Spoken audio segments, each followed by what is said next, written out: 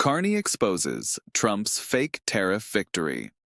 Donald Trump stood before cameras and declared victory. He claimed his tariffs were working. He said American industry was thriving. He insisted that foreign countries were paying the price. But what if none of that was true? What if the victory he announced was built on misleading data, selective framing, and outright denial of economic reality? Because today, Mark Carney presented hard numbers that dismantled Trump's narrative completely. This is no longer about competing political messages. This is about whether verifiable data matters more than political spin. Trump has repeatedly claimed that his tariff strategy is succeeding. He has pointed to isolated manufacturing announcements. He has highlighted stock market gains. He has framed rising prices as temporary inconvenience. His administration has released carefully selected statistics designed to support the claim that tariffs are strengthening the American economy. That narrative has been amplified by supportive media. It has been repeated by political allies. It has been accepted by portions of the public who trust the president's framing. But narratives without evidence eventually collapse. And today, Mark Carney provided the evidence. Carney did not respond with rhetoric. He did not escalate emotionally. He did not attack Trump personally. Instead, he released a detailed economic briefing backed by data from independent sources, including the Federal Reserve Bank of New York, the Congressional Budget Office, and bilateral trade flow records maintained by both Canadian and American agencies. The briefing was not designed for political theater. It was designed to establish facts. And those facts directly contradict Trump's claims. The core finding is straightforward. Nearly 90% of the economic burden created by Trump's tariffs has fallen on American businesses and consumers, not on foreign exporters. That statistic comes from the Federal Reserve Bank of New York, not from a political opponent. It is not partisan analysis. It is institutional research conducted by economists with no stake in the U.S.-Canada dispute.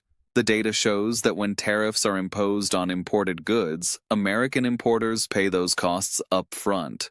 Those costs are then passed to manufacturers, retailers, and ultimately consumers. Foreign exporters do not absorb the tariff. They simply sell less to the United States or redirect their products to other markets. The financial burden remains domestic. Carney's briefing also highlighted specific sectors where Trump's tariff claims have failed to match reality. In the steel industry, Trump promised that tariffs would revive American production and create jobs.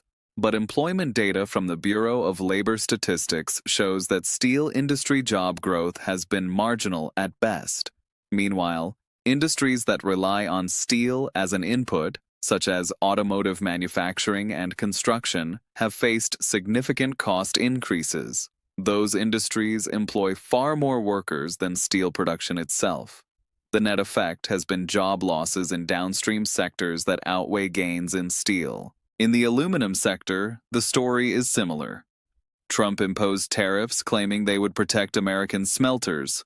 But domestic aluminum production has not surged. Instead, companies that use aluminum to manufacture products like beverage cans, vehicle parts, and building materials have reported sharply higher costs.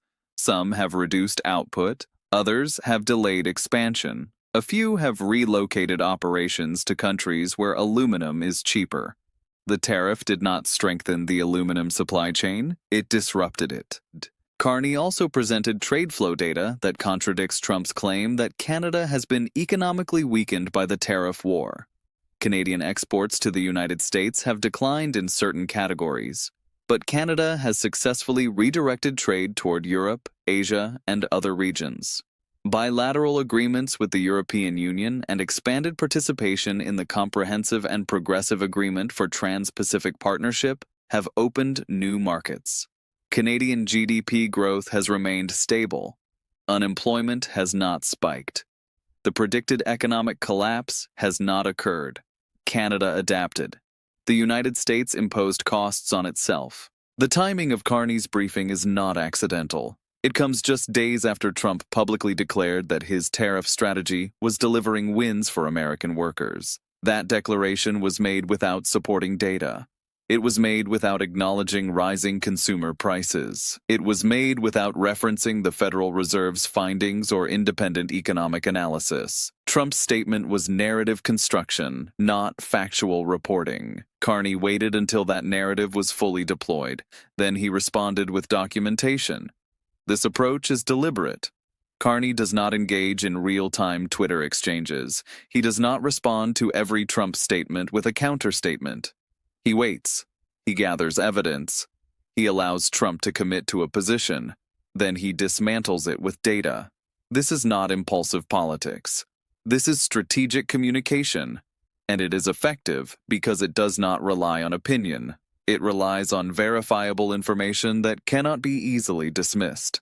The damage to Trump's credibility is structural.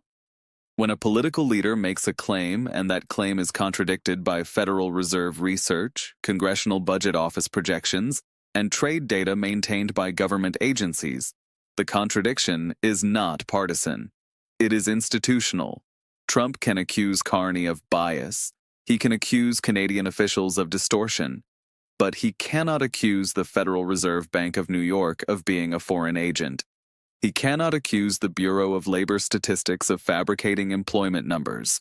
He cannot dismiss data that comes from within the American government itself. This creates a narrative problem for Trump. His political brand depends on the perception that he is winning, that he is outsmarting opponents, that his policies are delivering results. But if independent economic institutions are publishing data that shows the opposite, that perception becomes harder to sustain. Voters may tolerate aggressive rhetoric. They may accept confrontational trade tactics, but they will not indefinitely accept rising prices while being told they are winning. Carney's strategy also exposes a deeper vulnerability in Trump's approach. Trump governs through assertion. He makes claims and expects them to be believed based on his authority. Carney governs through documentation. He makes claims and supports them with institutional research. In a contest between assertion and documentation, documentation eventually wins because it can be verified. Assertion relies on trust. Documentation relies on evidence, and when trust erodes, only evidence remains. The political consequences of this dynamic are already visible. Republican lawmakers who initially supported Trump's tariff agenda are now asking questions. Business groups that once stayed silent are now openly criticizing the policy. Editorials in conservative-leaning publications are calling for reassessment. This is not coordinated opposition. This is the result of economic pressure meeting contradictory data. When businesses report rising costs and government data confirms those costs, political support weakens. Trump's response to Carney's briefing has been predictable. He has dismissed the data as fake. He has accused Canadian officials of lying. He has insisted that his tariffs are still working despite evidence to the contrary.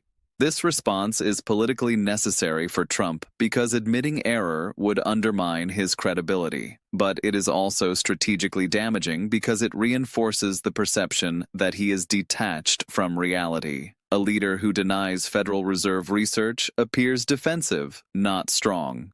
Carney, by contrast, has not escalated. He has not mocked Trump. He has not called him dishonest. He has simply restated the data and invited scrutiny. That restraint is strategic. It allows the numbers to do the work. It prevents the story from becoming personal. It keeps the focus on policy outcomes rather than personality conflicts. And it makes Trump's denials look increasingly isolated.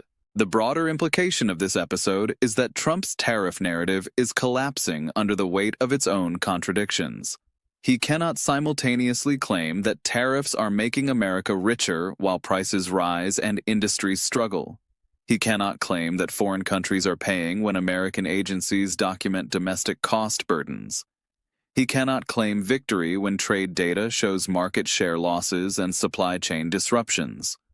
The gap between Trump's rhetoric and economic reality has become too wide to ignore. This is where leadership styles diverge. Trump leads through dominance. He expects opponents to bend under pressure. He assumes that repetition will override contradiction. Carney leads through credibility. He builds institutional support. He uses data to establish authority. He allows contradictions to accumulate until they become undeniable.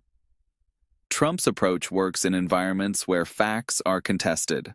Carney's approach works in environments where facts are documented. The strategic outcome is clear. Trump attempted to claim a tariff victory. Carney provided evidence that the victory does not exist. Trump attempted to frame Canada as weakened. Carney showed Canada adapting and stabilizing. Trump attempted to assert dominance through rhetoric. Carney responded with institutional research. In this exchange, Carney has the stronger position because his claims can be verified. Trump now faces a choice. He can continue denying the data and risk further credibility erosion, or he can adjust his policy and admit that his tariff strategy failed. Neither option is politically attractive. Denial makes him look detached. Adjustment makes him look weak. This is the cost of governing through assertion rather than evidence. When the evidence contradicts the assertion, there is no safe retreat. Mark Carney did not need to defeat Trump in a debate. He did not need to out-argue him on television. He simply needed to present facts that could not be easily dismissed. And he did. Trump declared victory. Carney showed the data. Trump claimed strength. Carney documented costs. Trump promised wins. Carney delivered evidence of losses. This is not theater, this is accountability. And if you value serious analysis grounded in verifiable information, subscribe to Canada Today. We do not amplify narratives, we examine evidence. Because sometimes the most powerful response is not a statement, it is a spreadsheet.